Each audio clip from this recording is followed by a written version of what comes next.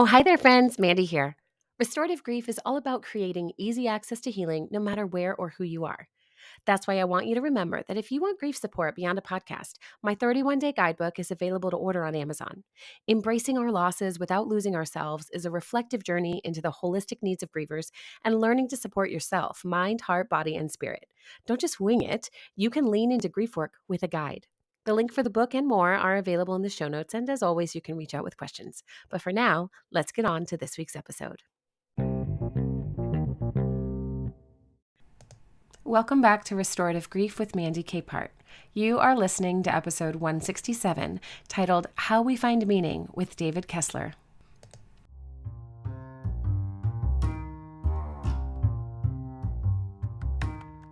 I think it's fair to say that we all understand there will be pain with our grief, but we are all still learning how to navigate that pain in a way that brings relief.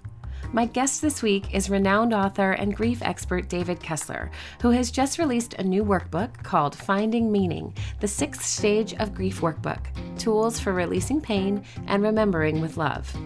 So we are going to talk about his new workbook and uncover some of those hidden gems of wisdom from David's decades of experience with grief integration to learn how we find meaning through our lived stories after the death of a loved one.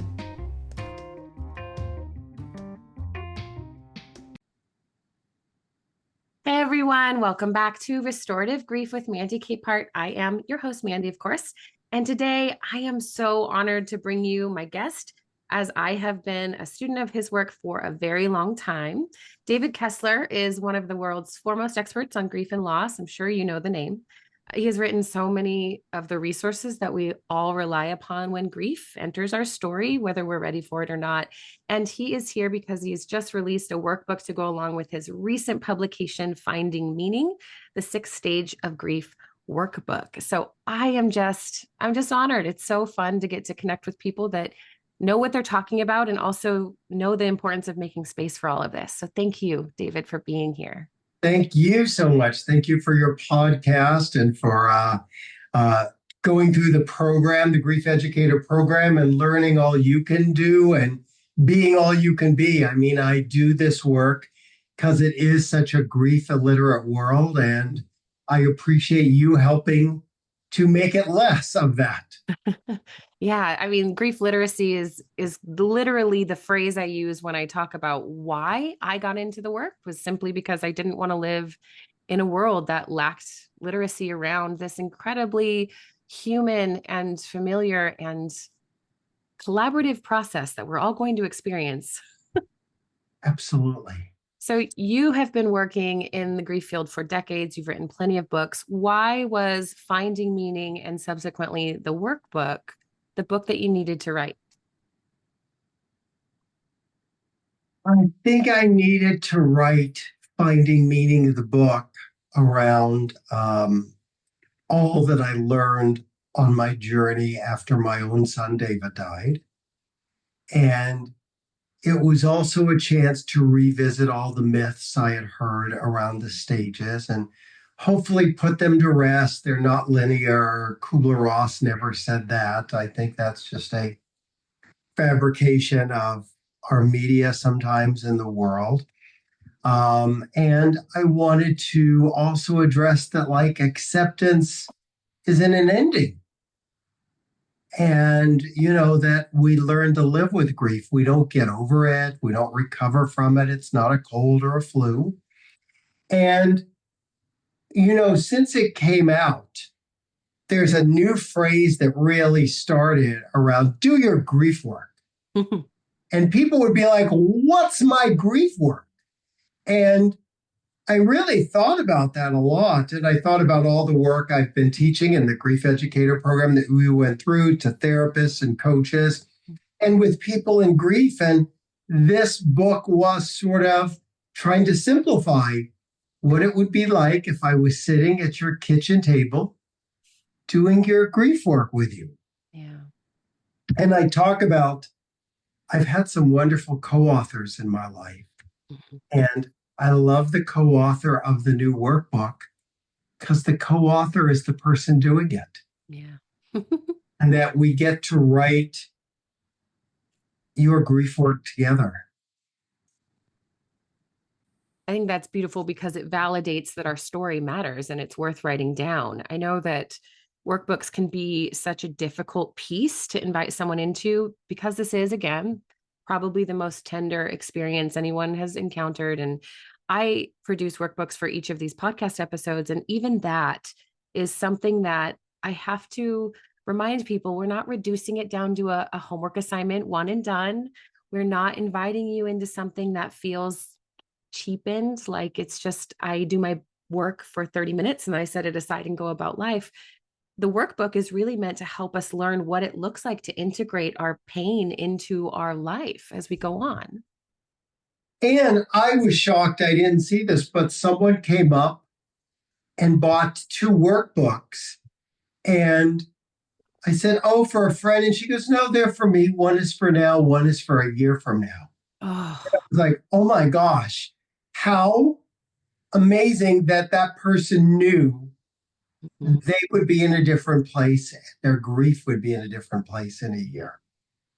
Because, And, oh, as we talk about workbooks, someone also said, "I got your workbook." And I said, "Thank you." And they said, "I put it on the shelf. I'm not ready to do it yet."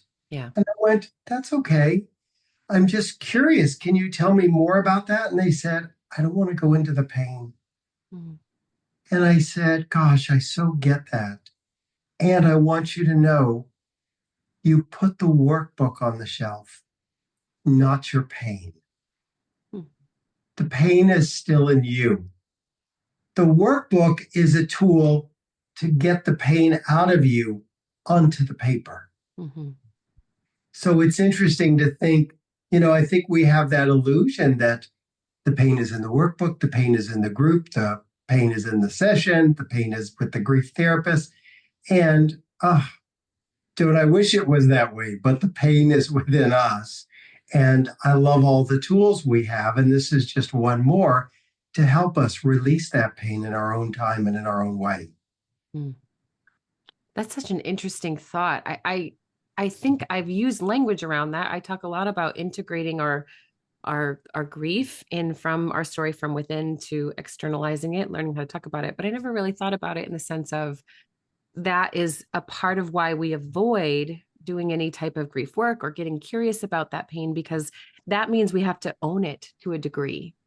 Right. And that already as something we embody is really really scary because we don't necessarily have that safe guidance or that safe invitation into a place where we can be curious about it without the fear of it getting bigger, getting heavier. And Mandy, just that word you used, we have to own it. I think it's also an illusion that it's optional to own it or not own it. I mean, we can say, okay, I'm really going to own it. But even when you're not owning it, it's in us. Yeah. So Yeah. it's interesting, even how our language is around, almost like it's optional. And we all know it's not, but we like to think of it that way. It would be really lovely if it were where we could opt in and then opt out. Absolutely. However, I'm going to go into it, an hour every 2 weeks. Absolutely. And yeah, then move that it's over. like a terrible part-time job. I can't quit. Speaking of language, one of the things I've always loved about your work, and you addressed it in the workbook as well, is the language around when we are feeling that really intense wave of grief that comes up, the common word that we hear is triggered. And when I first heard the word you choose, I want you to describe it, to use instead, I have started correcting people and giving them context as to why that is so important that we're careful with the language we use when we want to enter into someone's grief story. Can you elaborate? Yeah, this came up a few times that I used the word triggered with people whose loved ones had died by a trigger. Yeah. And it made me realize, oh, I need to look at language and look, I'm not the language police. So I just am trying to raise the awareness. So I try to, instead of um, triggered, I try to use the words from time to time activated, or maybe intense pain, or our buttons were pushed. Mm-hmm. I'm also trying not to use the words like drowning in our feelings. I mean, it's interesting to think about if you're doing grief work with people, can you not use words that are also causes of death? Yeah. I think we really love metaphor. And as grief professionals, part of our work is moving away from metaphor to being very direct. Instead of saying they have passed on, learning to say they died, and creating a common comfortability to whatever degree you can be comfortable in this work around how we talk about it. Right. But on that note, at the same time, Mhm. like in my online Tender Hearts group, the grief group, I don't correct grievers. Right. I feel like when you're telling your grief story, it's not a time for me to go, you're telling it wrong. Yes. I do that obviously when I'm working with grief professionals. Mm-hmm. Um, and, same thing. Like sometimes someone will say that their loved one committed suicide. Yeah. And the chat lights up with, David, tell them not to use the word committed. And when people are in the midst of their story, I don't want to correct them. Yeah. Later on, I might in that same hour go, oh, a number of people have said, I wonder, is there a different phrasing? Because committed can mean a sin or a crime, and maybe they just died by suicide. I might casually throw it in at the end of the hour, but I never want anyone to feel like you're just trying to get through this horrific story of your grief, and I'm telling you, you're not using the right words. I mean, that doesn't feel good either. No, that's one thing I do appreciate a lot about the way you hold space for people. And I think that as grief supporters, we can learn again, hey, you may be an expert, but you are not the expert in this individual's story. And the way you create space is how they're going to start exploring and finding their own way toward what meaning can be for them in that. Yeah, and whether it's the workbook where I think, of course, you're the co-author because no one's grief has ever looked like yours, Right. or in the group when I'm saying you're really the grief expert on your grief. Yeah. Yeah. So speaking of finding meaning, you have this beautiful quote, love is the antidote for the pain of grief. And we've heard the love and grief relationship described a million different ways and a million different similes and metaphors. How does one start to really investigate that idea that love is actually a necessary part of our grief work and grief is a necessary part of the way we love people through this life? I think it's maybe the start is to recognize we don't grieve people we're not connected to, Mm. and that the pain of grief is going to be in proportion to your love. You love them just a little, you're going to have just a little grief. You love them a lot, you're going to have a lot of grief. And that they're in proportion to the connection, to the love, to the attachment. And I think we often don't understand that piece. Yeah. And it helps people to know, oh, that's why I'm in so much pain because I love so deeply. It sort of gives them a why. Like, why is this grief hurting so much? Because that's how much love you have for them. Mm. Man, did you really just answer the why question in Greek? I'm just kidding. I mean, that's the only satisfying Yeah. love I've ever had. Now, the question I can't answer that I think is the unanswerable is why did they die? Right. That is the one, I always say, even if someone can give you an explanation, it's never satisfying. Yeah. Yeah.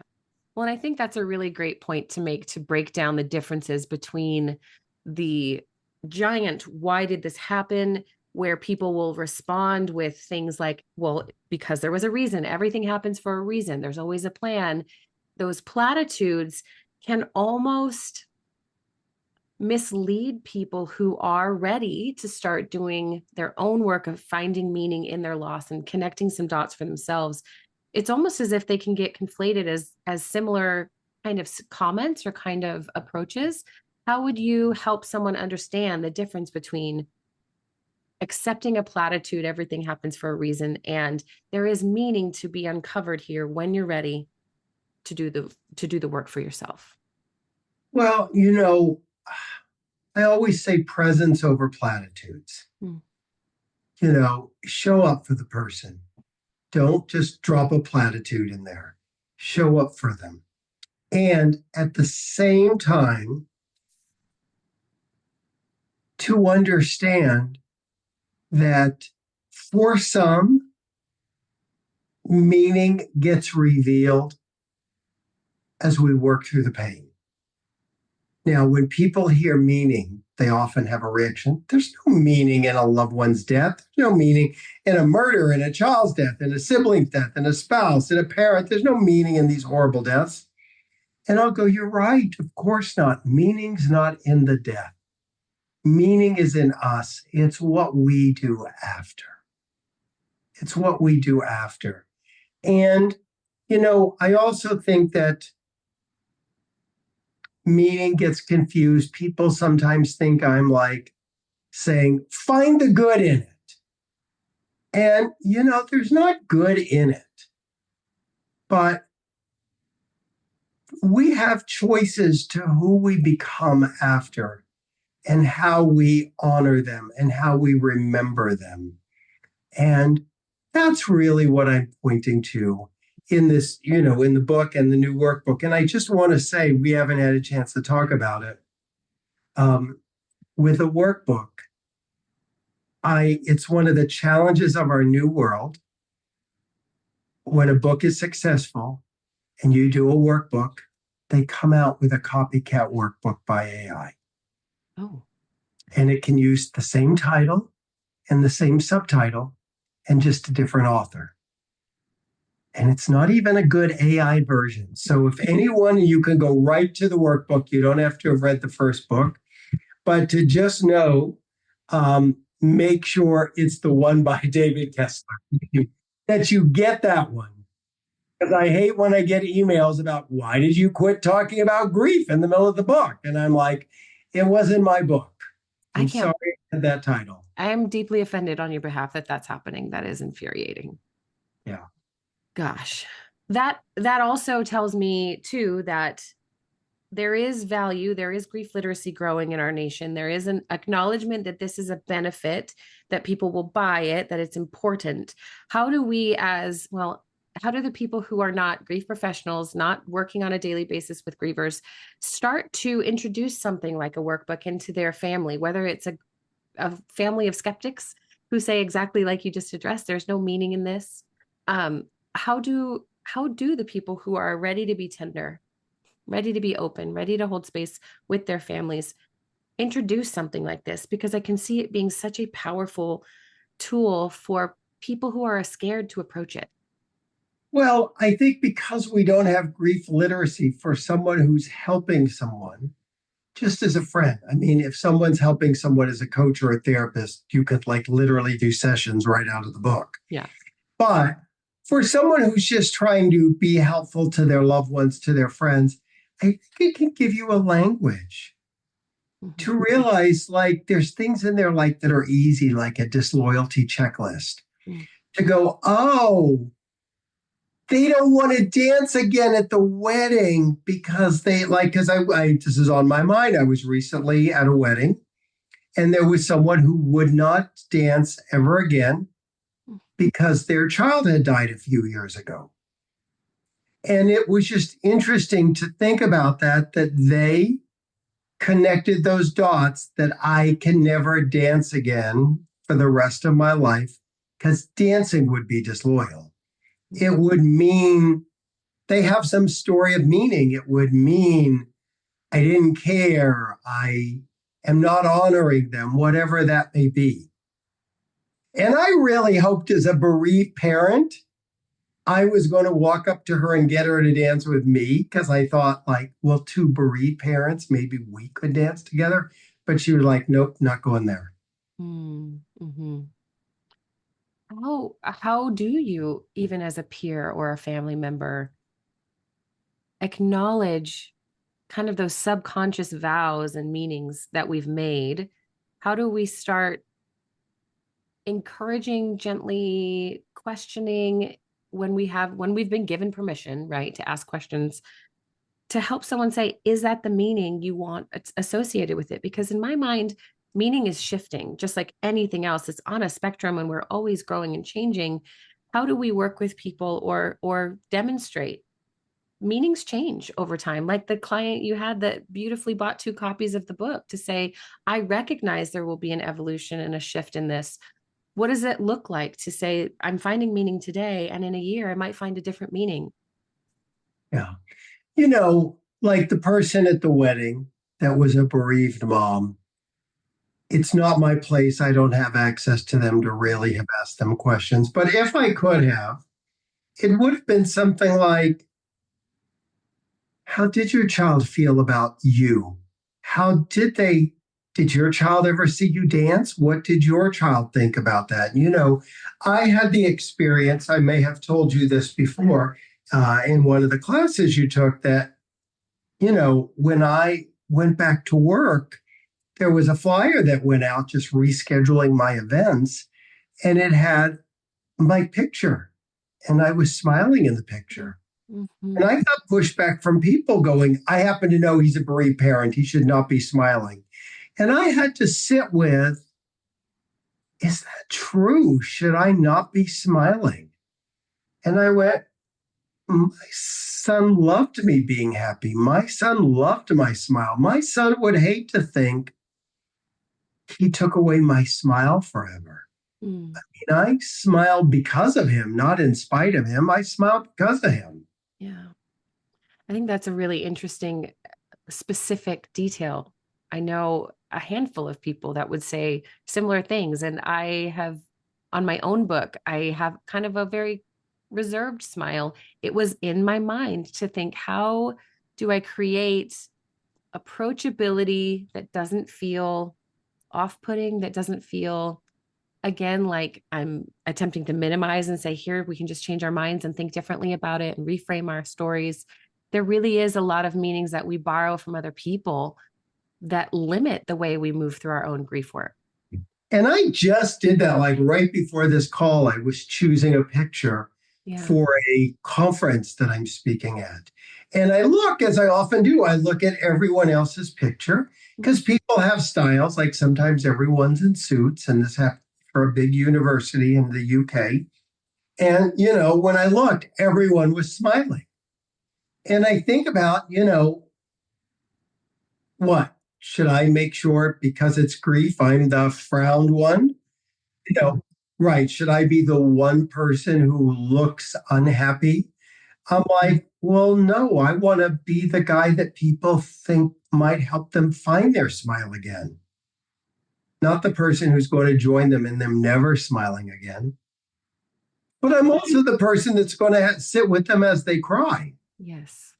That's exactly it. That I do love your phrase presence over platitudes because of that specific recognition, is that when we do sit with people, we're not teaching them you have to smile through everything, though your heart is breaking. We are teaching them both, and there is space here. Right. Hmm. True. What would you say for the person that has just picked up your book and has done some grief work and read a bunch of different authors and is feeling very much like, I've got this easy, a workbook on grief? Perfect. I know all the details of my story. This is just one more thing along the line. It almost insulating themselves in the other direction about from the vulnerability of it, from the possibility that there's something new to discover about their story. Two things came up for me with that. In Tender Hearts, I have a video a week that comes out. And people are like, why do I have to wait a week? I just want to go through them all right now. And it's because it's a 10-minute video with homework that you're supposed to sit with during the week. And I think we live in a binge-worthy society that we just want to zip through it and get it done. And the other thing that comes up for me is when my kids were young, I think in their first and second grade class, there was a mom that I really liked. And I had one of my books came out and I gave her a copy. And she said to me a couple of weeks later, "Oh, it was lovely. I read it in an afternoon. It was basic. It was like a beginning, class. It was good to have." And I was so, you put 5 years of your life into a book and someone calls it basic and easy to read. I mean, in an afternoon. And then, I'm sure she forgot that. It meant nothing to her to say it. But, as an author, I like logged it forever. And she reached out 15 years later and said, "My father died. It's been devastating. I'm rereading that book. Oh my gosh, I can't tell you how I sink into each sentence now." And I'm like, wow, okay, what changed? She allowed herself to go deeper. She allowed it not to be the quick afternoon read. It had more relevance to her.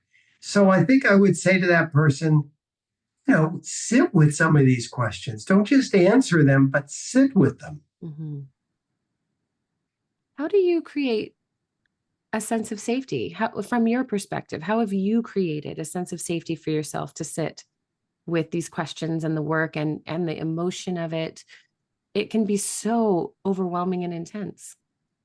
I think a couple of things. The first thing is I analyze and I encourage other people to analyze who's the people who can do grief in their life and who can't. Mm-hmm. And to not make some wrong, don't like cut out friendships, but to just go, there's people who can go deep with me. And there's people who are my activity friends. They just want to play bridge or go to the game or whatever it is, talk travel. Yeah. And I think we get in trouble when we sort of get the lighter activity friends, we get mad at them for not being there. Not having the depth. That's just not who they are. So know who they are. Yeah. And I think, just be aware of going to those people when you need to. Mm-hmm. And I have one of my best friends is like that. And I know he's not the grief person.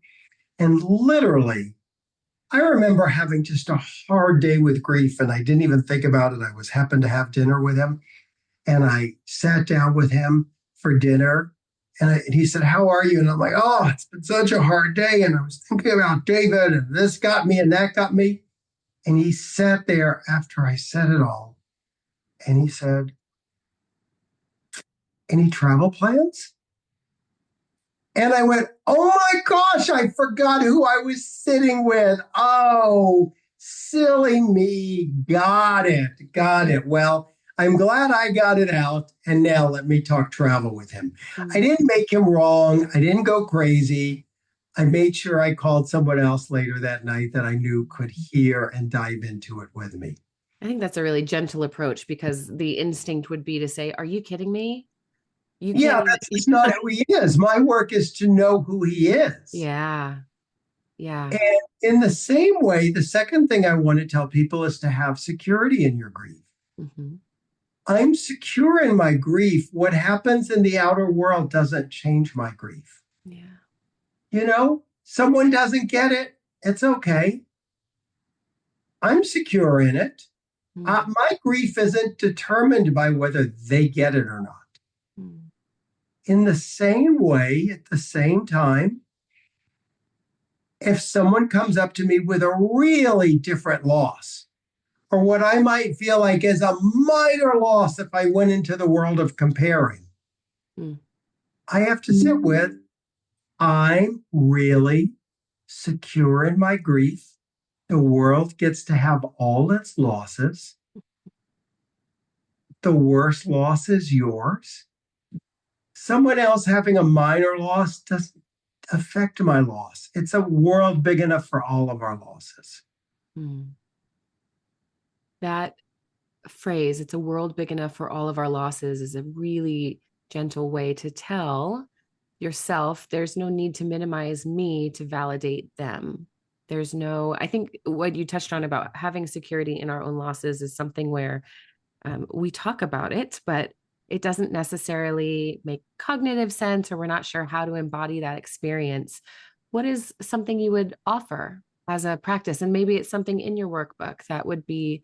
Well, sometimes I just say, I try to repeat to myself, what if it's just a question? Mm-hmm. I'll give you one more example of that. What if it's just a question? And I hate to say this, people are going to think I have the most grief illiterate friends. I have incredibly compassionate friends, Yes. but it's not interesting for me to just tell you how amazing they are. I mean, the Sure. stories are interesting. So and look, I've been doing this for a long time, so I sort of know these questions. But I was at my son's grave, and I finished there at the grave. I got in the car, my phone rang, and it's another friend who said, "Hey, what are you up to?" And I went, "Oh, just coming from David's grave." And they went, "Still? Mm. Still question mark." Mm-hmm. You know, and I said, I had to stop and go. I saw the reaction bubbling up in me. Mm-hmm. And then I went, what if it's just a question? Mm-hmm. Oh, if it's just a question, the answer is, yeah, still, I think I'm going to be coming here for the rest of my life. Mm. So, what are you up to this morning? And it was just a question. Yeah. It takes the burden of grief literacy, although that is our ultimate goal for people, off of them when they're not our students. We're not in that position to teach them. We're not trying to correct or fix anything. We're trying to be human together and recognize what that looks like. And I would say, when I said to them, still probably coming here for the rest of my life, Mm-hmm. I taught them more than if I had said, you are a moron. Wait till your child dies. And then I mean, I don't know that that would have been effective teaching. Not even close, but in our dysregulated states. Of course. Yeah. And look, if someone had asked me that my first year, I'm human. I might have not been, but I had 8 years of planning for that question. Yes, I love that. So obviously we're talking about your workbook and the book Finding Meaning, but you've mentioned it a few times, and I would love to just leave people with an understanding of what Tender Hearts is and how they can find out more about it if it feels like something that would be a good fit for them. Yeah, the biggest way to find out these things is to go to grief.com. There's on the resource page lots of them. But Tender Hearts is an online group for people in grief. We have 25 different groups in there, from death of a spouse to death of a parent to death of a child, your mother, your father, your sibling, um, your spouse, death by suicide, faith group, an afterlife group, many, many groups. And they're really divided up because, as you can imagine, someone who has to say goodbye to their spouse at 40 has a different experience than someone that has to say goodbye at 80. So that's why we have a lot of different groups. And um, there's many meetings a week. It's really helpful. People sometimes think when they hear an online grief group that it's like 6 people and it's in your face. No, it's hundreds of people. And there are some people who choose to come up front and talk. And there's other people who have been in the background with their camera off, and there are sweet introverts that just want to take it in. Yeah. So that's that. I also have, as you know, the Grief Educator Program. And the Grief Educator Program is for therapists, coaches, people who want to turn their pain into purpose. And that can also be found on grief.com under resources. Yeah. David, your story is infinitely encouraging, and always, like the rest of us, we're learning more as we go. So I hope you will continue to keep writing books for us, because they are challenging us, they are expanding us, they're making us write our own work, and it is just all of it necessary. So again, thank you for giving us the chance to co-author with you. I love that thought. And is there anything else you want to say? No, I'm just so grateful for you and all you're doing in the world and for all your listeners. Yeah. Thank you, David. This has been such a joy. Thank you.